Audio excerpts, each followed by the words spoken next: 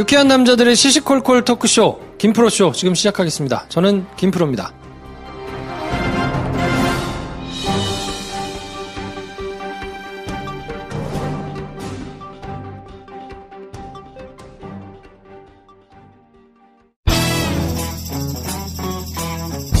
서초동 감식반장 김프로.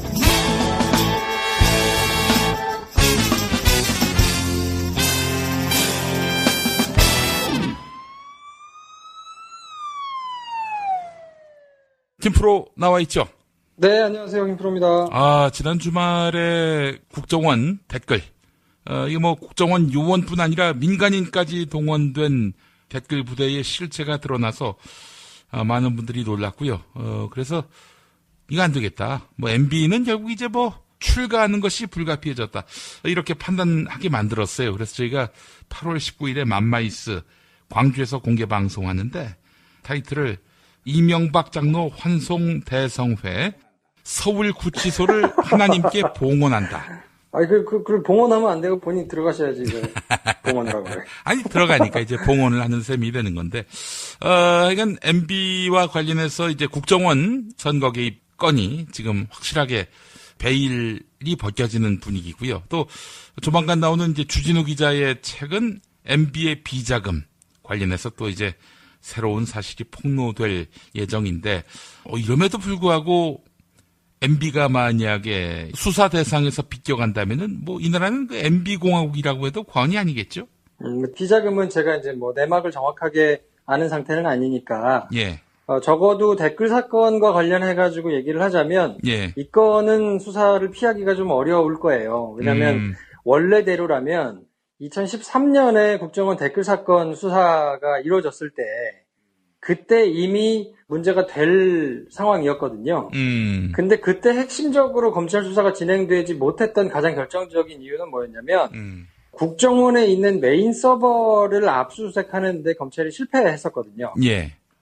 그래서 그게 결정적으로 이제 증거 자료들을 명확하게 확보하지 못하게 되면서 국정원 압수수색을 하기는 했지만 당시 이제 그쪽에서 내놓는 것들만 가져왔기 때문에 예.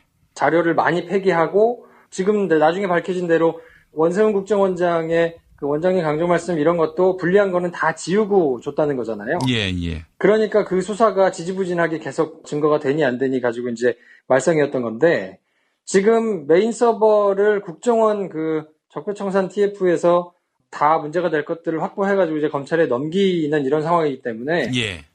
아마 그때 디가우저나 이런 거를 가지고 일부 파쇄하거나 삭제하거나 한 것들이 있기는 하겠지만 예.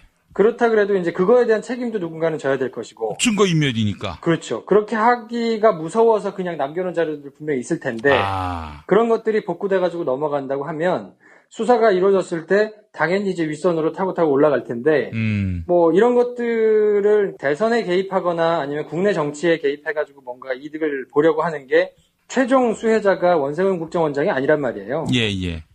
그러니까 그거는 수사를 피하기는 조금 어려울 테고, 차곡차곡 진행되는 상황을 좀 보면 될 테니까, MB나 MB 측근들은 그런 부분에서 이제 굉장히 지금 답답하게 하루하루를 보내고 있을 게 분명해 보입니다.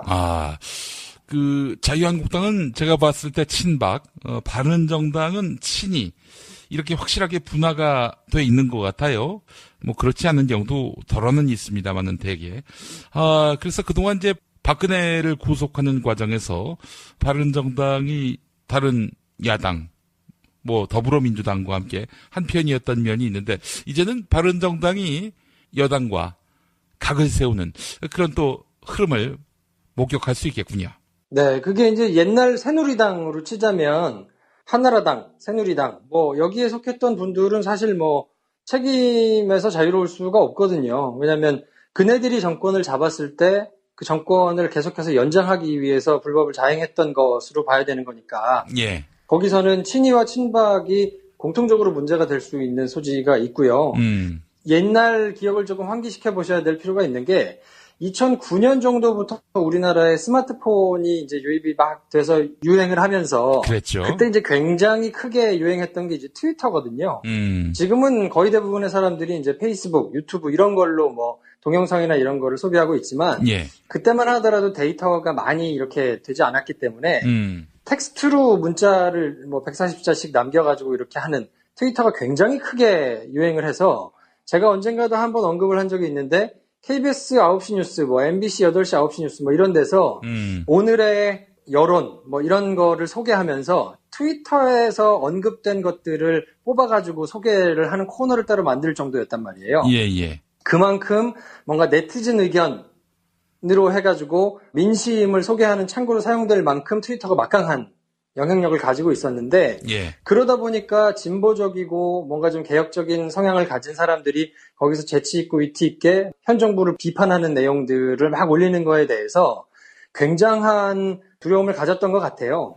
그래서 점점 시간이 지날수록 기업으로 치자 그러면 그냥 한 본부 정도 되던 조그만한 것이 이제 막 국 단위로 막 커지고 사람들도 막 팀도 이제 댓글과 관련해가지고 심리전단이라는 허울 좋은 이름 아래 막 댓글 달고 뭐 여기저기 어그로를 끄는 그런 사람들이 4개 팀 한 7, 80명 이렇게까지 커졌단 말이에요.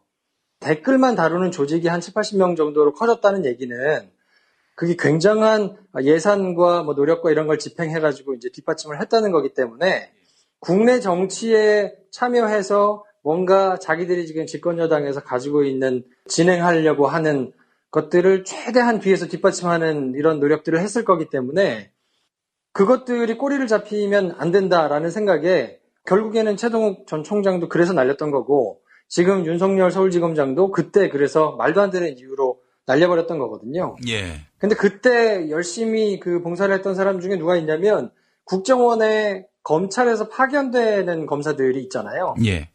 근데 당시에 압수수색을 나가가지고 이제 막 압수수색을 할 때 증거 자료가 될 만한 자료들을 못 가져가도록 하고 뭔가 이렇게 코치를 하고 하는 역할들을 그 파견 검사들이 상당 부분 했었거든요. 예. 그러니까 이게 수사가 제대로 진행이 돼가지고 뭔가 막 이렇게 여러 가지를 찾으면 문제가 될 사람들이 사실 좀 많아요. 그래서 이게 생각보다 굉장히 큰 사건일 수 있기 때문에 지금 뭐 여러 기관들에서 또 여러 관계자들이 골머리를 앓으면서 지금 벌벌 떨고 있을 거예요. 그래서 이걸 어느 정도 수사를 할 것이며 이걸 어느 정도까지 깔 것이냐라는 거를 국정원 적폐청산 TF에서 이제 결정을 하겠죠. 근데 지난 정부, 지지난 정부와는 다르게 물론 박근혜 정부에서 이제 문제가 된 다음에 간첩 증거 조작하고 뭐 이런 거 저런 거 하다가 이제 문제가 돼가지고 한바탕 홍역을 치렀잖아요. 그렇죠. 그때 박근혜 대통령이 남재준 전 국정원장을 자르지 않고 그 사람한테 이렇게 기회를 주면서 뭐라 그랬냐면 하여튼 개혁을 하시라. 그랬더니 자기네들이 셀프 개혁을 하겠다고 나서가지고 막 이렇게 쇼잉을 한 적이 한 번 있었단 말이에요. 예. 근데 그때하고 지금하고는 완전히 다른 성격의 것이기 때문에 예. 국정원 내부에서도 이렇게 뭔가 정치권에 빌붙어가지고 좋지 않은 것들을 막 시간과 노력과 예산을 사용해가지고 하는 거에 대해서 환멸을 느끼고 있는 내부 사람들이 분명히 있기 때문에 예. 그 사람들이 국정원에 제대로 된 기강을 잡기 위해서 이런 걸 바르게 해야 된다라고 생각하는 사람들이 분명히 내부에 있을 거거든요. 예. 그러니까 그런 사람들이 주축이 돼가지고 진행이 되는 TF이기 때문에 그 안에서 만에 하나 수위 조절을 한다고 하더라도 그래도 상당 부분 문제가 될 사람들이 많이 걸려들 가능성이 높기 때문에 이번 사건은 좀 예의주시하면서 지켜볼 필요가 있습니다. 네. 그리고 이게 사실은 사안이 매우 미중한 거 아니겠어요? 국정원법도 위반되는 부분이고요. 이게 뭐 보니까 7년형이더만요. 네.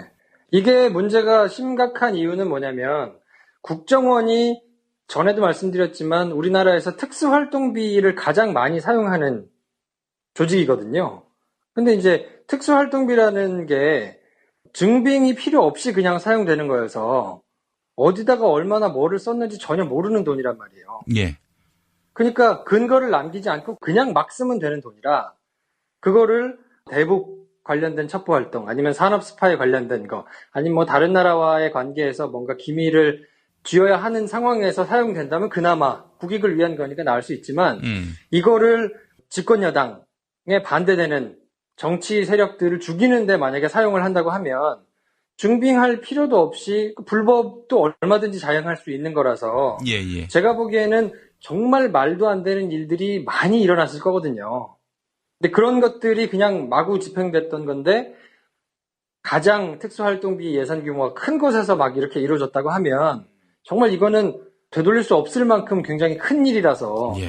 국정원이 단순히 뭐 정치에 개입하지 말으라고 해놓은 법을 위반했느냐 안 했냐 그거를 떠나서 실질적으로 미칠 수 있는 악영향들이 굉장히 크거든요. 예, 예. 그리고 그것들이 관행으로 남아가지고 계속 진행이 된다 그러면 이거는 정말 나라가 굉장히 후진적으로 갈 수밖에 없는 일이라서 아니 이렇게 되면 뭐 저기 뭐 아프리카에 있는 뭐 말도 안 되는 그런 후진국들이 자기네 대통령 독재자를 위해 가지고 마음대로 막 그냥 돈 쓰고 뭐 쓰고 하면서 이렇게 하는 거하고 다를 게 뭡니까?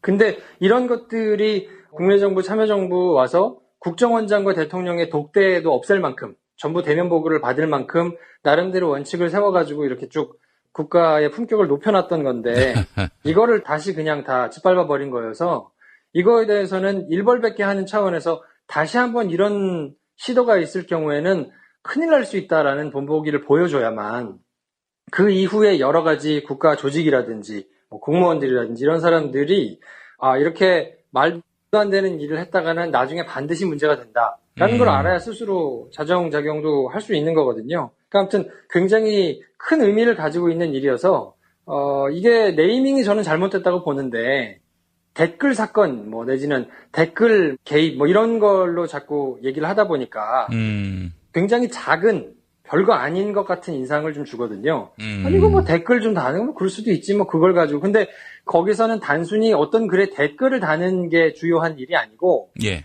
어찌됐든 뭔가 여론을 조작하고 사실이 아닌 거를 퍼뜨리면서 사람들로 하여금 잘못된 판단을 할 수 있는 여러 가지 모바일 내지는 인터넷에서의 활동을 지칭하는 그런 네이밍을 해야 맞거든요. 예. 그러니까 저는 사실 댓글 사건 이렇게 명명하는 거에 대해서도 굉장한 좀 불만이 있습니다. 댓글 사건으로 네이밍한 언론사를 상대로 해가지고 이 씨발놈들아 한마디 해주세요. 제가 이 품격이 있는 사람이기 때문에 뭐 그렇게 시킨다고 제가 넘어가지 않죠. 야, 너는 말이야, 지상파의 때를 벗어야 해. 언제까지 그 쓸데없는 허울을 들고, 이 인터넷 환경에서 생존하려고 그래. 아이, 진짜. 당신 같은 일베 마인드가 우리나라를 이 지경을 만든 거라니까요. 품격이 있어야지 말이야, 사람이. 알았어. 아이, 진짜. 나는 원세훈의 그 멘탈리티가 참 궁금해요. 지금 MB를 보호해서 본인한테 도움될 게 뭐가 있을까요? 글쎄요, 지금 원래 그런 무슨 도덕적이거나 내지는 나름의 명분이라든지 뭐 이런 거가 있는 분들 같았으면 이런 일을 한다는 것 자체가 상상할 수 없는 일이기 때문에 예. 뭐 그런 거를 아예 애시당초 기대하기가 어렵다고 보고요. 자기는 어쨌든 상처가 났잖아요. 그러니까 생채기가 난 자기로 끝내는 것이 낫다 이렇게 판단을 하고 있을 텐데 예. 이거는 검찰 수사가 본격적으로 시작되기 전이니까 그런 거고요. 만약에 본인이 온팡 다 뒤집어 써야 되는 상황이 연출이 된다고 하면 그때도 지금처럼 MB나 다른 사람들을 보호할 수 있을 것인가? 저는 그렇지 않다고 봅니다. 왜냐하면 본인의 이익을 위해서 뛰는 사람들이 많기 때문에 두드러지게 본인이 온팡 다 뒤집어 쓰고 갈 수 있는 중형을 받는 이런 상황에 맞닥뜨리게 되면 그때는 분명히 실체가 드러날 것이다. 저는 뭐 그렇게 봅니다. 알겠습니다. 하여간 원세훈이 살 길은 지시자가 누구인지 밝히는 거 아니겠어요? 지혜로운 원세훈의 그런 처신을 기대하고요. MB의 어마어마한 또 저항이 예상되는데, 근데 MB가 딱히 저항할 수단이 있나요? 잘 보이지 않는데. 뭐 하여튼 최대한 언론 플레이나 다른 거를 통해 가지고 여론으로 한번 자기들의 지지 세력을 한번 규합하려는 이런 시도를 할 텐데 그러기에는 싸질러 놓은 똥이 너무 많아가지고 비단 무슨 댓글 사건뿐만이 아니고 다른 사건들도 줄줄이 막 터져 나올 거거든요. 그러니까 결국에는 걸릴 것이다. 이 방송을 안 들으실 테니까 혹시나 가까이 계신 분이 좀 전달을 하실 수 있으면 싸게 막으시는 게 낫다. 빨리 하고 싸게 막으시는 게 낫다. 예. 괜히 말도 안 되게 버티시면서 땡때를 부려봐야 나중에 크게 골로 가시는 수가 있으니까 그래요. 그렇게 되면 결국 국격도 떨어지는 거여서 근데 제가 보기에는 시간이 문제고요. 차곡차곡 지나면 여론조차도 MB의 편이 아닐 거거든요. 그래요. 그 MB 같은 경우에는 지금 이 사안뿐만 아니라 딴 사안도 있는데 우선 이번 국정원 공작건 연간 5천억에 이르는 영수증 첨부 안 해도 되는 결산 안 해도 되는 이런 국정원 특수활동비 이걸로 갖다가 정권 유지를 위해 오용한 이런 죄가 MB의 소행임이 드러난다면 한 몇 년형 받을 수 있을 것 같아요? 글쎄요, 뭐 죄목이 이제 어떤 거가 적용되느냐에 따라 다를 텐데 뭐 그거를 말씀드리기는 그렇고 꼭 이 사건뿐만이 아니라 뭐 여러 가지로 이제 걸려들 가능성이 좀 있는 것들이 있기 때문에 또 전직 대통령이 또 뭔가 이렇게 처벌을 받고 검찰 조사를 받고 불려다니고 하는 것을 또 봐야 되느냐라고 좀 속상해 하실 분들이 있을 테지만 국가의 품격 이런 것만 따져가지고 그냥 지나가기에는 실질적으로 뭐 직업을 잃거나 건강을 잃거나 내지는 삶의 터전을 잃어버린 분들이 너무 많거든요. 그러니까 그런 분들에게 이 나라가 제대로 돌아간다는 거를 명확하게 보여주기 위해서라도 불행한 역사이기는 하나 다시 한번 그런 모습을 반복해서 볼 수 있기를 저는 개인적으로 희망하고 있고 만약 그렇게 된다 그러면 중형이 불가피하지 않겠나 라는 생각을 저는 뭐 개인적으로 하고 있습니다. 그 중형 얼마? 뭐 중형이라고 그러면 적어도 한 10년형 이상은 받아야 되지 않겠어요? 아, 그래요. 41년생이면은 올해 이제 77 정도 되는데 10년형이면 87. 야, 우리 박근혜와 이명박을 한 80대에 이제 다시 만날 수 있게 된다는 이야기. 아주 뭐 듣기만 해도 깨소금입니다. 예. 그분들 때문에 삶이 무너진 분들이 얼마나 많습니까? 그러니까 그냥 개인적으로는 굉장히 불행한 일이고 또 그거를 그냥 바란다고 희덕거릴 일은 아니지만 예. 그래도 뭐 가까이 있는 비단 뭐 이용마 기자 같은 분도 그분은 뭐 지금 암 발병한 것 때문에 그분이 그렇게 고통을 겪어야 될 일이 사실은 아닌 건데 예. 뭐 그런 분들이 한두 분이 아니잖아요. 민간인 사찰 때문에 피해를 당하신 분들이라든지 아니면 억울하게 죽음을 당하신 분들도 있고 네. 뭐 하여튼 굉장히 고생을 하신 분들이 많기 때문에 그냥 정의를 바로 세우는 차원에서라도 그냥 법대로 그렇다고 막 더 할 것도 아니고 예. 그냥 법이 정한 대로 그게 법치주의의 근간이니까요. 예. 그냥 그대로만 제대로 적용이 되면 좋지 않을까 싶습니다. 알겠습니다. 김프로 오늘 말씀 잘 들었고요. 명쾌하네요. 내 MB가 어떻게 반발하는지 이게 이제 마지막 변수인 것 같은데 원세 훈이가 또 다 뒤집어 쓰고 갔는지 뒤집어 쓰고 간다면은 두 사람의 자금 거래 내역도 한번 뒤져볼 필요가 있을 것 같아요. 그럼요. 지금은 어쨌든 시간인 검찰의 편이니까 예. 당하는 사람은 굉장히 답답할 거예요. 조금 그냥 여유 가지고 예. 굳이 이것만 계속 쳐다보실 필요도 없고요. 예. 지금은 뭐 검찰이라든지 국정원이라든지 예전보다는 훨씬 믿을만 하니까 한번 좀 지켜보시면 뭐 시간이 지난 다음에 뭐 적절한 결과가 나오지 않을까 뭐 생각합니다. 이번 수사를 윤석열 지검장이 담당하게 됩니까? 뭐 아마 서울중앙지검에서 담당을 하겠죠. 왜냐하면 지금 중수부가 없어진 상태이기 때문에 대검에서 뭐 직접 수사를 할 수도 없고 뭐 그렇다 그러면 특수부 산하에서 수사를 할 텐데 특수부는 중앙지검이 제일 규모가 크고 하니까 아마 이거는 넘어오게 되면 특별수사팀을 꾸려서 할 텐데 그러면 어쨌든 그 사건의 최종 지휘는 총장에게 올라가기 전에는 중앙지검장이 맡게 될 테니까 본인이 아무튼 예전에 수사팀, 그러니까 국정원 댓글 사건 수사팀, 조그마한 팀을 가지고 이렇게 꾸렸던 거와는 비교도 안 되게 많은 자원과 이제 많은 뭐 사람들을 두고 하는 거라서 하여튼 제대로 수사를 할 가능성이 좀 높다 이렇게 보셔도 될 것 같습니다. 예, 알겠습니다. 자, 김프로 수고하셨습니다. 네, 내일 뵙겠습니다.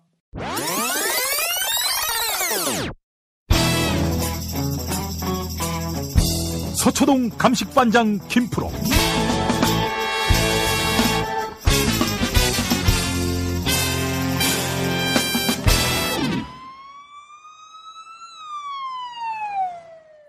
김프로 나와 있죠? 네, 안녕하세요. 김프로입니다. 네, 오늘 이재용 특집인 것 같습니다. 뭐 워낙 큰 일이니까요. 그래요. 일단 뭐 이재용 씨가 어떤 구형을 받느냐 이것도 관심이지만 또 결심 공판이어서 또 12년형. 예. 이 결과도 참 전례가 없었기 때문에 또 한 번 또 세상을 놀라게 만들었습니다. 본인 입장에서는 아이러니하다고 느낄 만한 게 대법원에서 양형위원회라는 게 생겨가지고 예. 이게 너무 들쭉날쭉하다. 소위 있는 사람들, 가진 사람들에 대해서는 형량이 너무 관대하게 나오고 없는 사람들에 대해서는 너무 엄격하게 형량이 좀 세게 나온다. 그래서 이거를 지속적으로 문제 제기가 되니까 대법원에서 양형위원회라는 거를 만들어가지고 기준을 정했거든요. 그래서 뇌물범죄에서는 액수가 얼마면 몇 년형 뭐 이런 것들을 이제 권고하도록 그 기준표를 정했는데 예. 이게 언제 생겼냐 그러면 이건희 회장이 에버랜드 관련해가지고 본인이 그때 형을 받았던 것 때문에 논란이 돼가지고 생겼었거든요. 제가 기억하기로는 물론 그 전에 뭐 LIG라든지 뭐 SK라든지 이런 그냥 기업 범죄가 있기는 했지만 우리나라를 떠들썩하게 만들었던 아주 대표적인 그리고 우리나라 1등 기업의 총수로서 처벌을 받을 것이냐 말 것이냐를 정하는 그 기준 자체가 본인의 아버지 때 생겨가지고 본인이 처음으로 이제 적용되는 거니까. 왜냐면 50억 원 이상 되는 뇌물의 경우에는 형이 굉장히 무겁거든요. 5년 이상에서 최고는 무기징역까지 받을 수 있기 때문에 뭐 그런저런 거를 다 고려해가지고 지금 12년형을 검찰에서 구형한 거라서 본인 입장에서는 굉장히 좀 심경이 복잡하지 않을까 싶습니다. 12년형. 예. 법원이 이대로 인용할 수도 있고 깎아줄 수도 있고 말이죠. 몇 년형 나올 것 같아요? 여기서 문제가 되는 거는 법원에서 어쨌든 양형 기준사항으로 정해놓은 거를 보면 재산 국외도피 부분이 굉장히 크거든요. 예. 이게 지금 액수가 상당하기 때문에 그게 50억 원 이상 되는 경우에 재산 국외도피 특경법상 재산 국외도피에 해당되면 징역 10년 이상 무기 이렇게 돼 있거든요. 그러니까 이 부분이 만약에 무죄가 나오지 않는다고 하면 어쨌든 권고한 형량 비스무리하게라도 해야 되는 거예요. 예. 그래서 만약에 뇌물 부분이 문제가 된다 그러면 이거는 50억 원 이상인 경우에는 징역 5년 이상 무기까지 이렇게 할 수 있거든요. 예. 그러니까 하한선 자체가 특경법상 재산 국외도피 이 혐의가 만약에 유죄로 적용이 된다 그러면 중형을 피하기가 어려워서 10년 이상 나올 텐데 만약에 이 부분이 문제가 돼가지고 무죄가 된다거나 이게 법리적으로 말이 안 된다 이렇게 돼버리면 예. 그러면 제가 볼 때는 적게 나오면 7년, 많이 나오면 한 10년 정도는 나오지 않겠나. 저는 개인적으로 그렇게 전망합니다. 아이고, 그렇다면은 또 이제 요란하게 또 삼성을 추종하는 언론들이 총수가 저렇게 감옥에 있으면은 회사가 망한다. 이런 말도 안 되는 논리를 또 떠벌릴 거 아니겠어요? 뭐 그렇지 않아도 지금 삼성 재판과 관련해가지고 결정적인 증거가 없다. 뭐 이런 식의 이제 기사들이 몇몇 경제지를 중심으로 해서 지금 계속 나오고 있거든요. 예, 예. 근데 그렇게 보기에 조금 스스로 머쓱한 부분들이 조금 있어요. 왜냐면 총수 공백 때문에 그러면 삼성전자나 삼성그룹이 좀 어려워졌어야 되는데 올 상반기에만 이건희 회장하고 이재용 부회장의 주식 평가액이 5조 넘게 늘었어요. 그러니까 이게 5조 넘게 왜 늘었냐? 삼성전자하고 삼성그룹의 주식값이 올랐기 때문이거든요. 그러니까 총수가 들어가 있으니까 오히려 회사가 더 잘 된 상황이란 말이에요. 그러니까 그렇게 본다 그러면 총수가 없어가지고 뭔가 이제 여기서는 얘기하는 게 뭐 커다란 M&A를 한다든지 아니면 전략적으로 큰 결단을 해야 될 때 총수가 없으면 뭔가 문제가 있을 수 있다라고 얘기를 이제 본인들은 하는데 그렇게 보기에는 주가가 너무 좋아요 지금. 그래서 그거를 받아 써가지고 언론에서 여론몰이를 하기에는 상황이 조금 머쓱한 상황이다. 뭐 그렇게 봐야 정상이죠. 왜냐하면 정몽구 회장 같은 경우에는 같은 기간에 오히려 보유하고 있는 주식의 가치가 좀 떨어졌거든요. 이재용 부회장으로서는 절체절명의 상황이 되어버렸는데 오늘 구형에 그쳤지만은 얼굴빛이 아주 참담했겠어요. 본인 입장에서는 정말로 좀 목이 멜만한 상황이죠. 언제 이런 뭐 경험을 해본 적도 없었을 거고. 예, 예. 12년형이 구형됐으니 아무리 깎아준다고 하더라도 몇 년은 살 수도 있겠다라는 생각을 본인이 할 텐데. 예. 그렇게 보면 본인 입장에서는 거의 뭐 하늘이 무너져 내릴 만한 일이니까 좀 답답하지 않을까 싶은 생각은 들고요. 근데 예. 일반적으로 뇌물 사건이 직접적인 증거가 잘 안 나오거든요. 왜냐면 뭐 그거를 영수증 써주는 사람이 없잖아요. 뇌물 받으면서.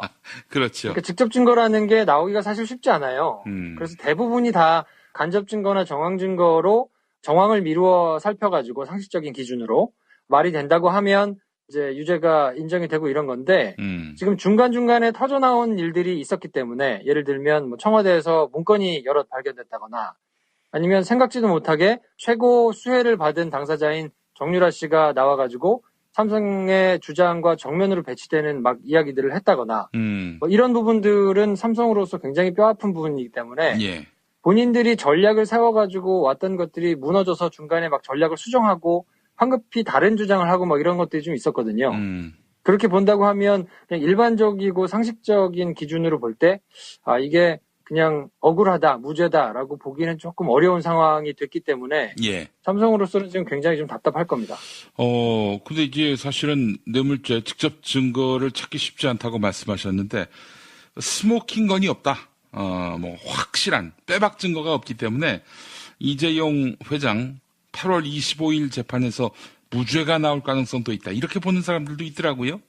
뭐 그렇게 보는 사람도 있죠. 근데 그냥 제가 뇌물 사건과 관련해가지고 재판을 받는 모습을 여러 지켜본 결과로는 제 개인적으로는 이 정도 증거가 나오기도 사실은 좀 쉽지 않다. 그리고 재판부가 상식적으로 판단을 한다 그러면 이 정도 정황 증거들이 나왔는데 이거를 무죄를 해주면 이 이후로 거의 대부분 사건 다 무죄해줘야 돼요. 그러니까 지금 얘기하신 대로 스모킹 건이 없다라는 얘기는 정말 문자 그대로 직접적인 증거물들이 없기 때문에 무죄가 나올 수 있는 거 아니냐라는 논리인 건데 요런 논리로 일부 경제지들에서 지금 계속 기사를 쓰고 있거든요. 근데 뇌물 사건이라는 것 자체가 직접 증거가 있기가 어려워요. 그렇기 때문에 정황 증거, 간접 증거들을 놓고 그것들이 그럼 일반적으로 얼마나 말이 되고 상식적으로 말이 되는가를 따져보는 건데 그냥 그거를 따져봤을 때는 다른 사건들에 비해서는 훨씬 정황 증거가 충분하다라는 게 제 개인적인 판단이고 예. 이걸 만약에 무죄 줄 거면 앞으로 대한민국에서 그러면 뇌물 사건 수사 어떻게 하겠습니까? 그렇다면은 유죄로 나올 공산이 매우 크다 이렇게 보시는 거고요. 예. 최지성 전 실장 본인이 다 뒤집어 쓰려고 했다가 이거 보니까 본인도 지금 대박 났어요. 10년형 나왔죠?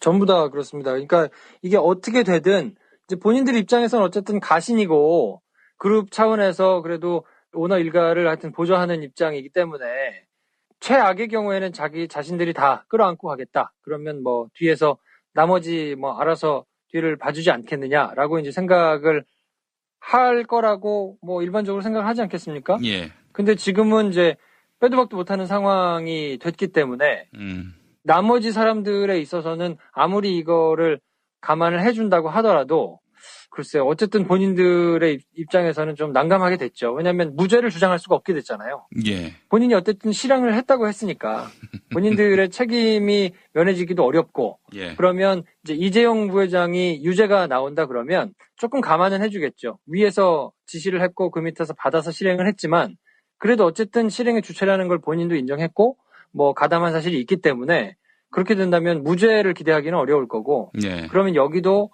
뇌물이나 횡령의 액수가 상당하기 때문에 어쩔 수 없이 중형이 불가피하다 뭐 이렇게 보는 게 맞지 않나 싶습니다. 예.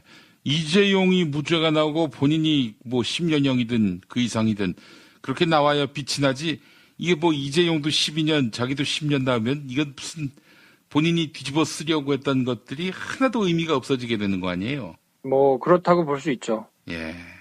이건 참 최지성 전 실장 나이도 먹을 만큼 먹었는데 말이죠. 예. 참 안 됐습니다. 예. 뭐 안 됐다고 말할 수 없는 것이 자업자득 아닙니까? 그럼요. 왜냐면 지금 삼성그룹이나 삼성전자에 대해서 이건희 회장, 뭐 이재용 부회장이 가지고 있는 주식이 굉장히 적거든요.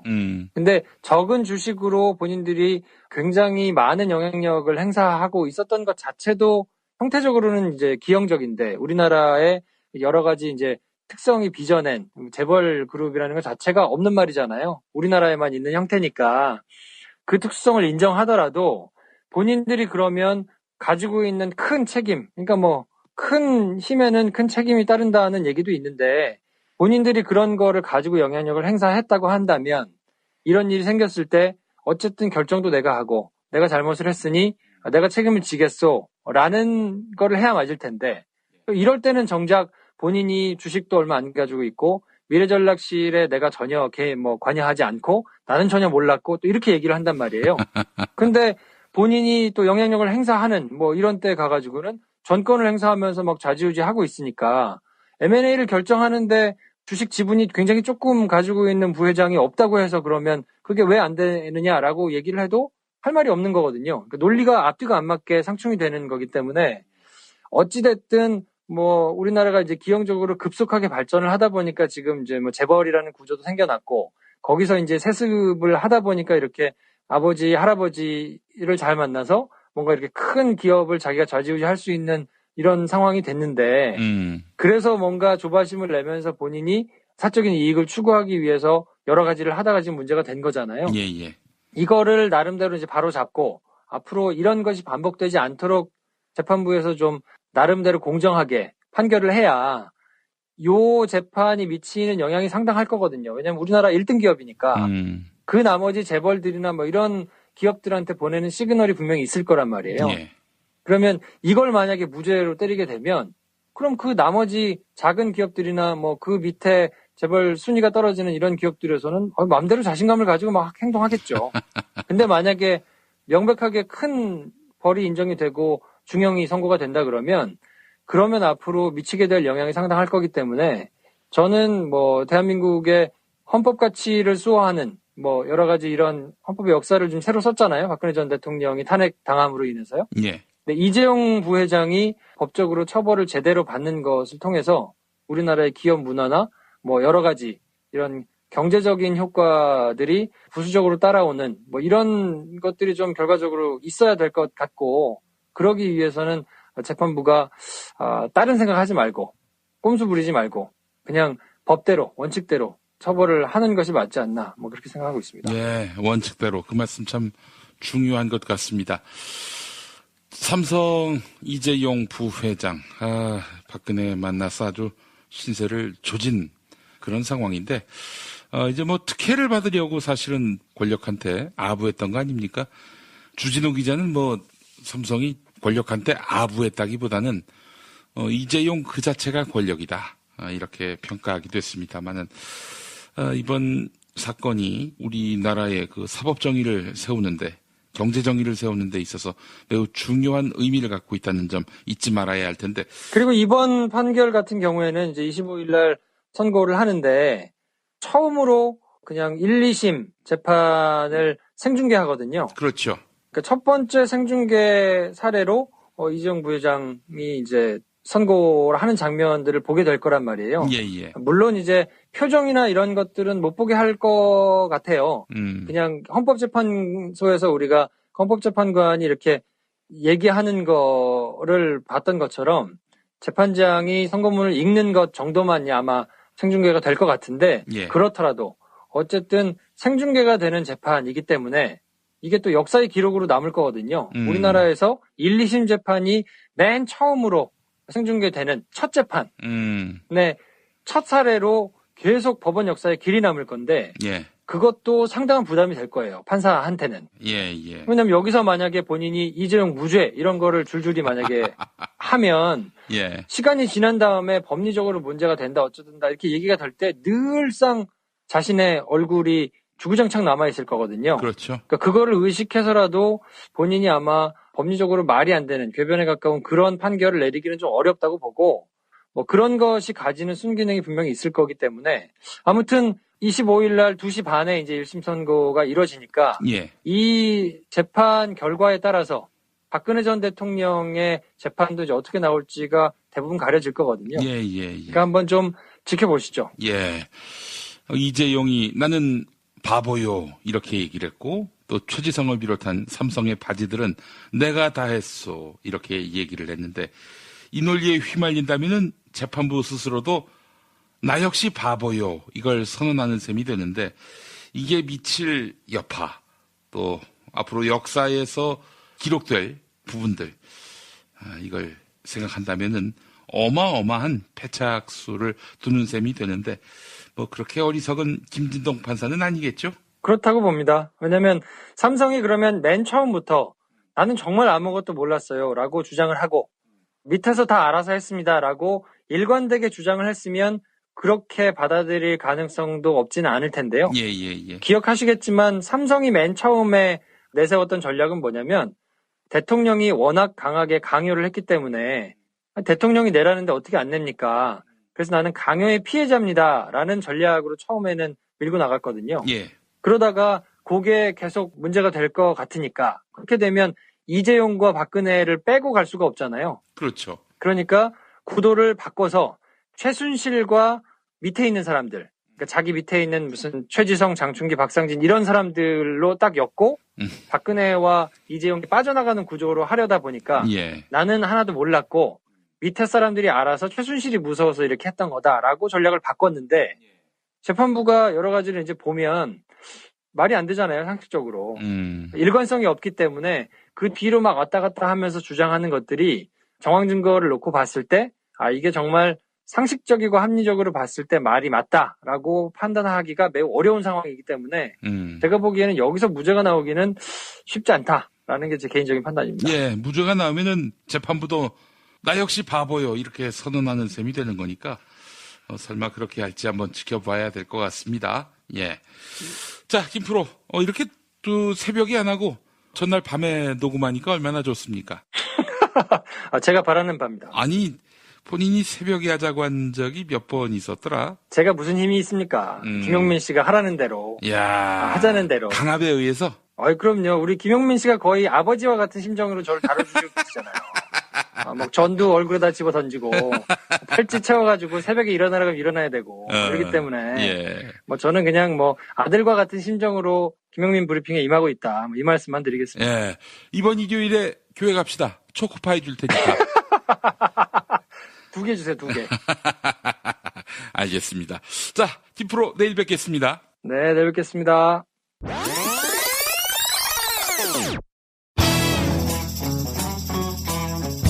서초동 감식반장 김프로.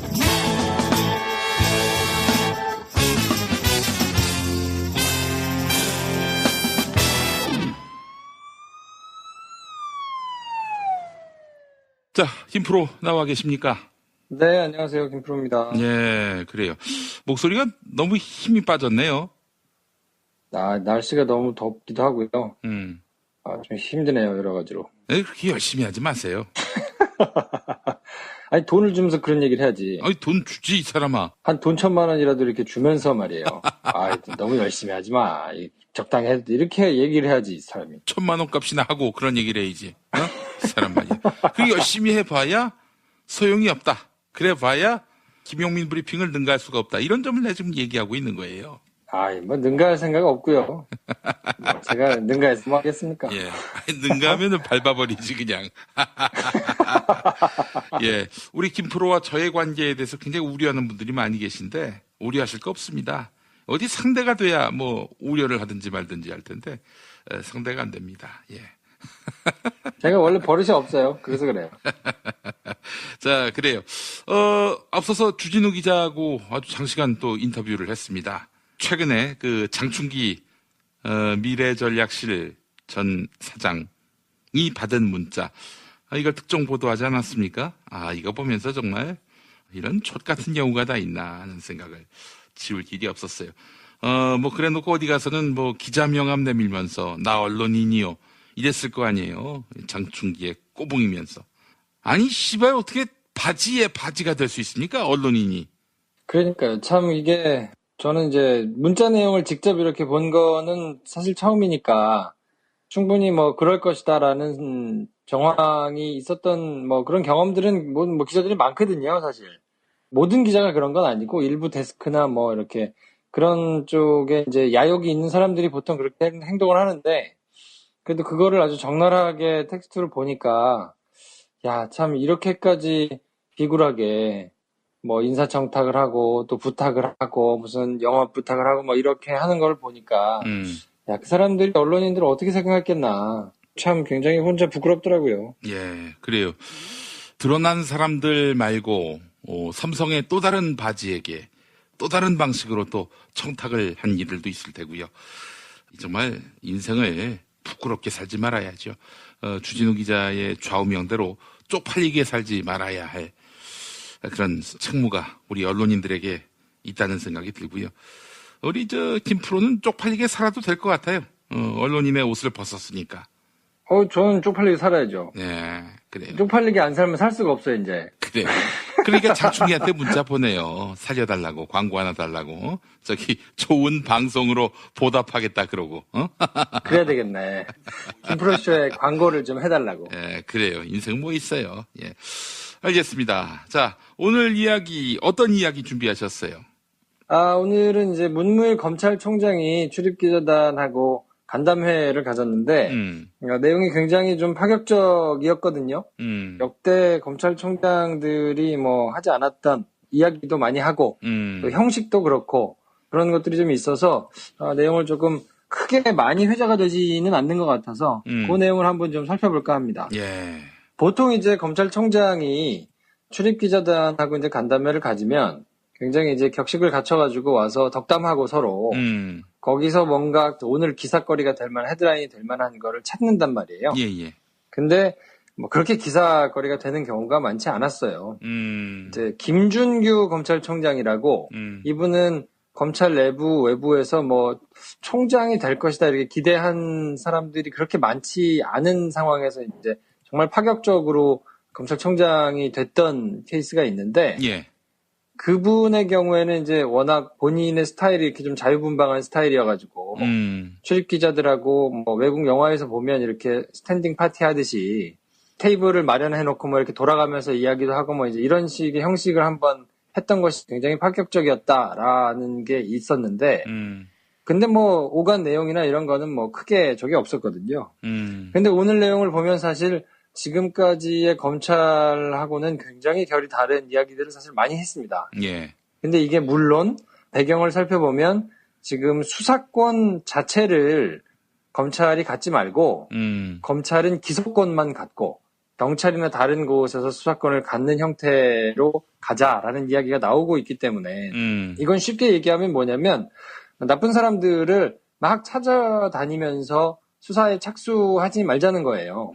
검찰은 그 일을 하지 말고 그거 찾아가지고 막 경찰들이 수사를 해가지고 이만큼 조서를 가지고 오면 서류를 보고 그걸 잘 정리해가지고 법원에다가 갖다 넘기는 거, 그 작업만 하자는 거거든요. 근데 그렇게 되면 나쁜 놈들을 먼저 찾아다가 막 신문도 하고 이런 거를 찾아다니면서 나쁜 놈들을 일망타진해서 때려잡는 이런 것들이 권력인데 만약 그거를 못하게 된다 그러면 검찰이 가지고 있는 권력이 지금 거의 다 그냥 사라진다고 봐야 되거든요. 예. 그러니까 수사권 자체를 잃을 수도 있는 상황이기 때문에 지금 검찰 입장에서는 그냥 쭈뼛쭈뼛하게 있을 수가 없는 상황인 거예요. 예. 그러다 보니까 검찰이 먼저 뭔가 굉장히 파격적인 거를 좀 내놔야 될 필요가 있는 상황이어서 오늘 문무일 검찰총장이 굉장히 파격적인 안들을 많이 내놨어요. 예. 그게 이제 수사심의위원회를 설치하겠다라고 얘기한 게 오늘 이야기했던 것은 이제 핵심인데, 예. 지금 이제 검찰이 재판에 이 사람을 좀 조사해보니까 문제가 있습니다. 여러 가지 법을 위반했으니까 좀 처벌해주세요 하고 넘기는 거를 어려운 말로 기소한다고 하는데, 그 기소가 적절한지, 기소가 잘못됐는지는 법원에서 판결을 하잖아요. 그래서 쭉 결과를 보고 법원이 잘못 기소를 한 것 같으면 무죄가 나올 거고요. 예. 법원이 제대로 기소를 한 거면 유죄가 그대로 나오겠죠. 예.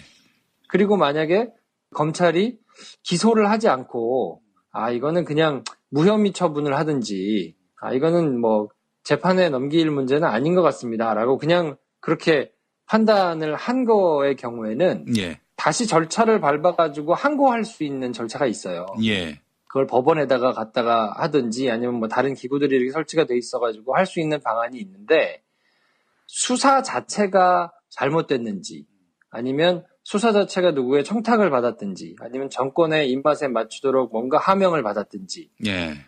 아니면 부적절하게 누군가 그 검사나 부장검사 이런 사람들이 좀 혼내고 싶어가지고 무리하게 수사를 했는지 이 수사 자체가 이루어진 거에 대해서는 문제를 삼을 수 있는 법적인 절차는 없었거든요, 여태까지. 그렇죠. 근데 그 수사 자체를 놓고 외부 사람들이 보고 이거는 수사 자체가 좀 이상하다. 라고 문제를 삼을 수 있는 절차를 만들겠다는 거예요. 아, 이거 아주 많이 불려다니는 사람으로서 귀가 솔깃합니다. 이게 진짜 수사 과정 자체가 보복인 경우가 많아요.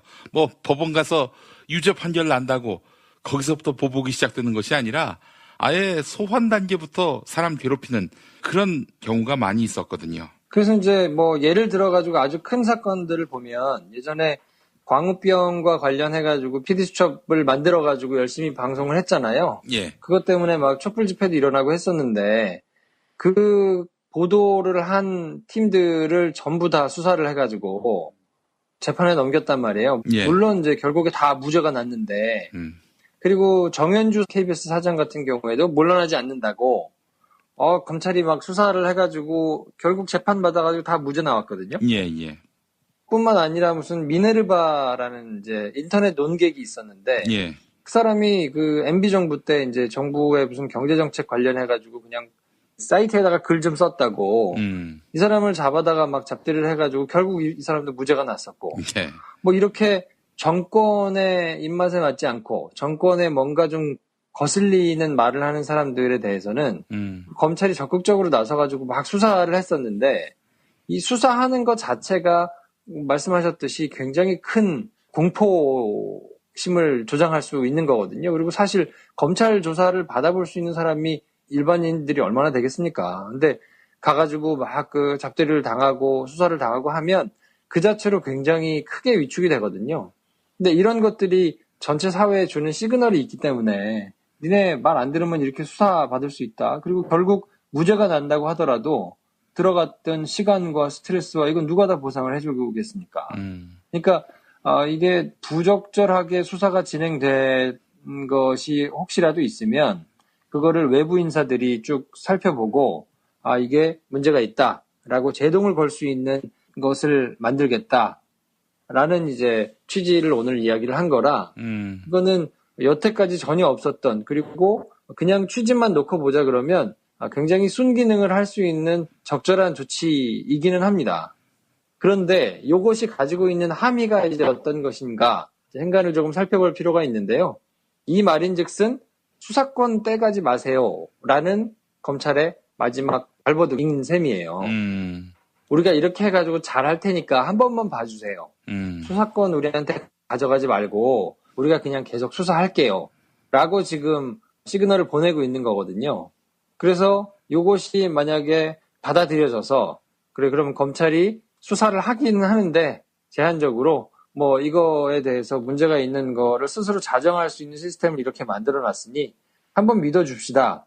라는 그 여론의 판단 또 나중에 뭐 수사권 내지는 뭐 이런 검찰 개혁과 관련해가지고 뭐 여러 가지 논의가 이루어질 때 정상을 참작 받으려는 눈물겨운 노력이다 이렇게 보시면 될 것 같고 예. 그거의 일환으로 같이 발표한 게 전국에 있는 특수부가 있잖아요. 좀 큰 검찰청에는 다 특수부가 있거든요. 예. 근데 특수부에서 하는 수사도 총량을 줄이겠다. 그래서 막 인지수사라고 하는데 적극적으로 범죄 혐의가 있는 사람들을 막 찾아가지고 수사를 하는 이런 수사 활동에 대해서도 좀 줄이고 그리고 검찰총장 밑에 옛날에 이제 중수부가 있어가지고 직접 수사할 수 있는 부서가 있었는데 그게 이제 없어졌잖아요. 예. 중수부와 함께 큰 축을 이루고 있던 굉장히 큰 검찰의 칼이 뭐였냐면 범죄 정보를 다루는 조직이거든요. 그래서 범죄 정보를 다루는 게 굉장히 많은 수사 첩보를 비롯해가지고 정치권 동향, 사회 여러 가지 분야들의 동향을 살피는 그런 조직이 있었단 말이에요. 검찰총장 직속으로. 근데 그것도 전면적으로 개편을 하겠다. 불필요하게 우리가 권한을 가지고 있는 거를 다 줄이겠다라고 지금 나름대로 자기 살을 깎는 거를 다 발표해가지고 지금 가지고 온 거거든요. 예, 예. 그러니까 그 방향만 보면 나쁘지는 않습니다. 그리고 요것이 제대로만 지켜진다 그러면 지금까지 있었던 부작용을 상당 부분 덜어낼 수 있는 가능성이 커지기는 하는데 과연 이것이 말씀드렸다시피 수사권 자체를 잃게 될까봐 나름대로 막 자구책으로 그냥 던져놓은 것인지 아니면 정말로 검찰이 제사를 깎아가지고 제대로 개혁을 하려고 하는 것인지는 진행되는 상황을 조금 더 지켜봐야 알 수 있지 않을까 싶습니다. 예. 하여간 검찰도 이 개혁의 파고를 피할 수 없을 것 같은데, 대선 전에 이런 얘기 했었던 기억이 납니다. 검찰 개혁이 불가피할 것이니 아마도 경찰의 수사권을 나눠주는 그런 일을 피하기 위해서 경찰 고위 간부들을 상대로 한 기획수사가 펼쳐질 것이다. 김프로가 이렇게 예견하지 않았습니까? 그게 이제 제가 예견했다기보다는 그게 아주 전통적인 방식이거든요. 예. 그러니까 수사권 조정 내지는 이런 것들이 있을 때마다 항상 국면 전환을 하기 위해서 검찰이 써오던 아주 전통적인 방식이에요. 근데 그거를 똑같이 쓰는 게 먹히기가 어렵죠. 왜냐면 너무 그 초식이 드러나니까. 물론 파일 가지고 준비는 해놨겠죠. 가지고 있을 겁니다, 지금도.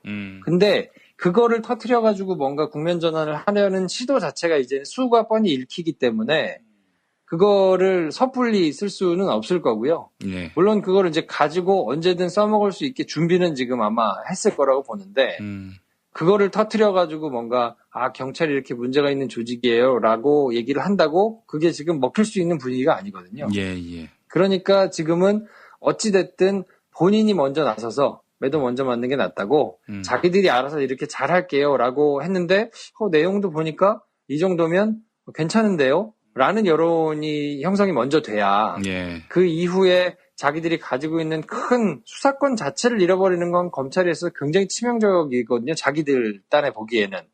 그렇기 때문에 그것만은 막아야 된다라는 아주 큰 지상과제가 생긴 것 같고 수사권이 통째로 뜯겨져 나가는 거를 막기 위해서 지금 검찰이 던질 수 있는 최선의 카드를 지금 다 던진 것 같아요. 예. 근데 이것이 과연 그러면 수사권 자체는 지키면서 그냥 이것들이 잘 발현이 되는 식으로 갈지 아니면 이거 가지고는 부족하다. 수사권 자체를 안 갖는 방향으로 가야 된다라고 판단할지는 이후에 진행되는 사안들을 조금 지켜봐야 될 거예요. 근데 만약에 지금 검찰이 이렇게 나름대로 자기들이 노력을 해가지고 던졌는데 이게 안 받아들여지고 경찰에서 만약에 필요 없다. 수사권 자체를 뜯어와야 됩니다. 라고 막 여론이 일어나가지고 경찰이 그거를 주도해가지고 뭔가 진행이 된다 그러면 준비한 카드를 까겠죠, 이제. 그렇게 해가지고 검찰의 기득권을 유지하려고 한다면은 국민들이 용인하겠습니까? 자기 살을 깎는 개혁을 하지 않고서는 불가능하고 자기 살 도저히 깎기 힘들다. 그러면 이제 사실은 정말 국민이 원하는 수사를 제대로 하는 방식으로 해법을 찾아야 할 텐데 말이죠. 앞으로 검찰이 개혁을 회피한다라는 인상을 주지 않을 방법 아주 골똘히 생각하고 심사숙고해서 실천으로 옮겨야 할 것 같습니다. 김프로 오늘 고생 많이 하셨습니다. 네, 내일 뵙겠습니다.